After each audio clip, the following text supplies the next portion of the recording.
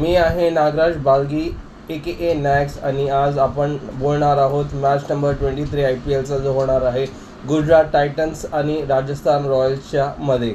व्हेन्यूचं गोष्ट केलं तर व्हेन्यू होणार आहे नरेंद्र मोदी स्टेडियम, जो एक बॅटिंग ट्रॅक आहे. इथे तुम्हाला एव्हरेज स्कोअर जनरली 200च्या आसपास बघायला भेटतं आणि नॉर्मली जे टीम टॉस विन होणार आहे ते बॉल फर्स्ट करणार जास्त करून तरी.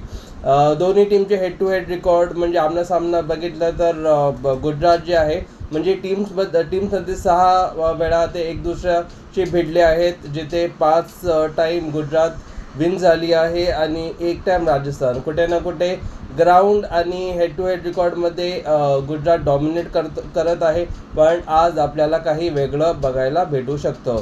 इकडे फॅन्टसी टीमबद्दल बोलायचं असलं तर राजस्थानमधनं जयस्वाल, वॉशिंग्टन सुंदर हे 2 जे आहे आपल्याला चांगलं परफॉर्मन्स करताना दिसेल.